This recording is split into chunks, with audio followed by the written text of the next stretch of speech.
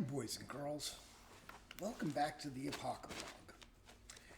Day 1494 of beginning to worry that people are not understanding where we're at and what's actually going on.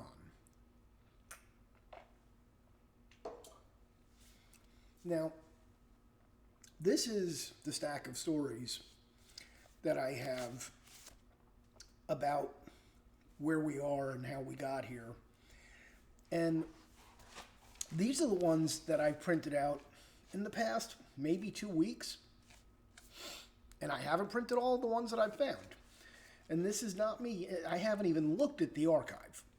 But we're going to rehash some stuff here. Twitter purges tens of thousands of accounts for sharing Q content. Silicon Valley social cleansing. Trump supporters are now losing millions of followers. Purges here. Twitter banning influencers on the right, removing followers. Social media exodus. Prominent conservatives fight back and leave. Mozilla chairwoman, we need to do more than deplatform. We need to reveal who is paying for advertisement, how much they're paying, who is being targeted. Commit to meaningful transparency of platform algorithms so we know how and what content is being amplified to whom and the associated impact. Turn on by default the tools that amplify factual voices, the ones they like, over disinformation, the ones we like. Work with independent researchers to facilitate in-depth studies of the platform's impact on people in our societies and what we can do to improve things. AOC lets us know that healing means abject surrender and submission. There is no healing from this without accountability. She felt that the GOP needed to be reminded of that there's no healing without accountability. What do you think that means? Facebook removes 1.7 member Joe Biden is not my president group without warning. Anti-Trump not my president page still up after 4 years.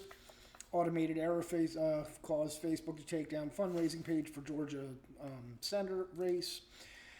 Joint Chiefs release rare statement denouncing sedition and insurrection at U.S. Capitol. Trump's own cabinet considering 25th Amendment to impeach Barr second term.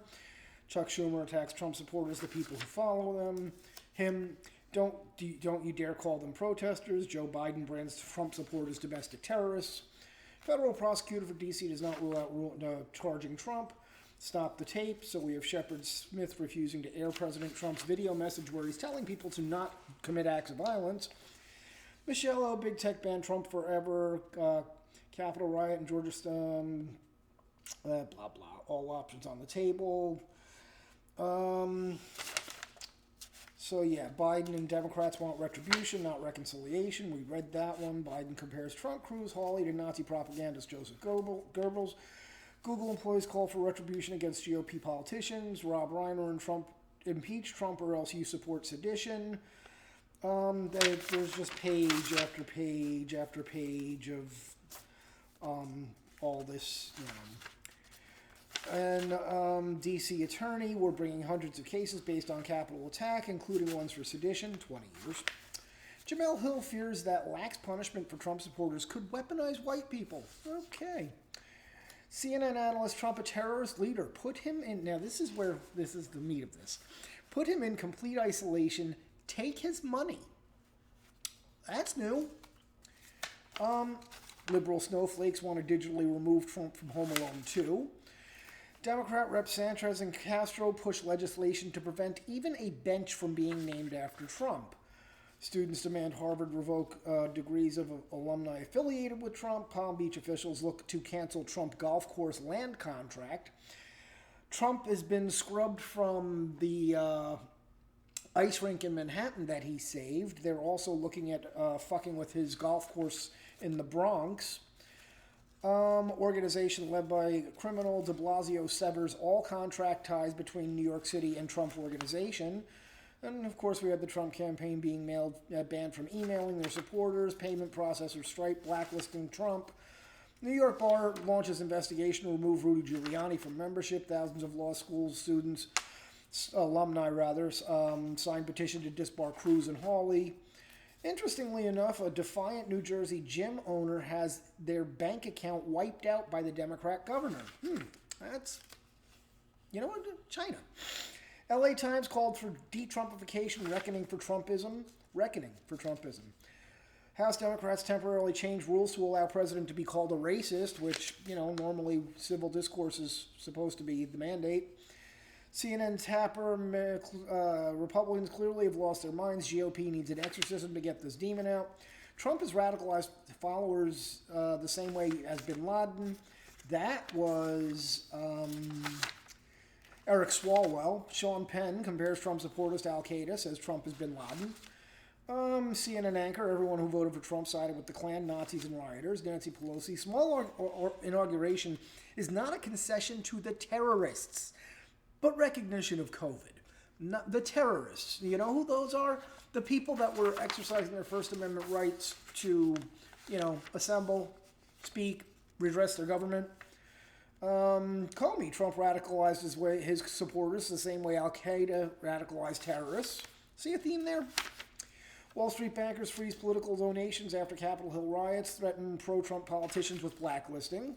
Twitter promo against Trump, U.S. Bannon and all of them.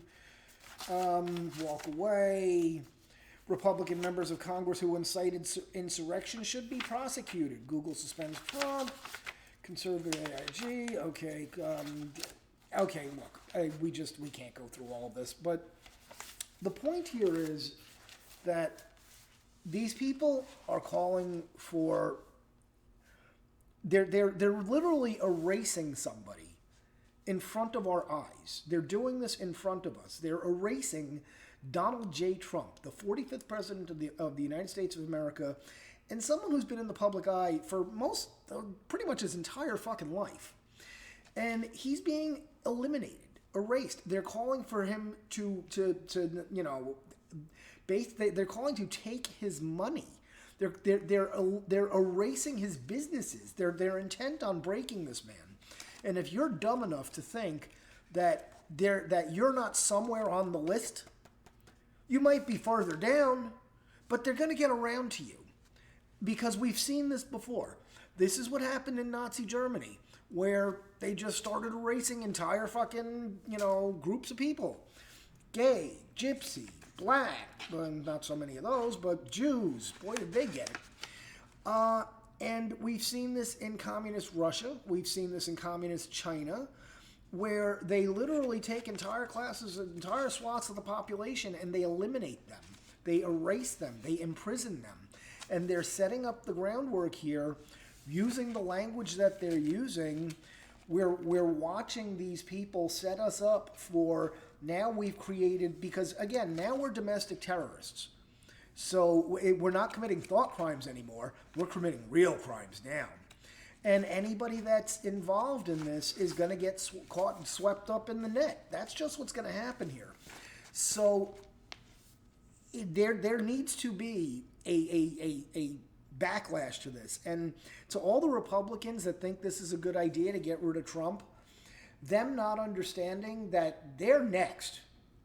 It doesn't matter what, how nice you are to, the brown shirts, AOC and Pelosi. They're coming for you too. And they're going to take away your life too. They're going to take away your job, your money, possibly your freedom. They might incarcerate you. But they're intent on complete subjugation. They're intent on making us into the Uyghurs of China.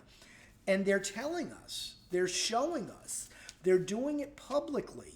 They're doing it in front of us. And they're doing it that way to make us feel helpless and make us feel like we must comply.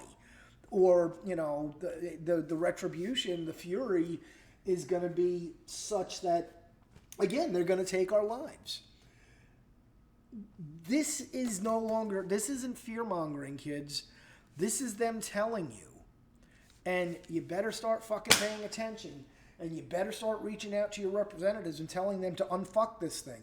Because otherwise, this is going to get really fucking ugly. And mostly for anybody that isn't on Team fucking woke.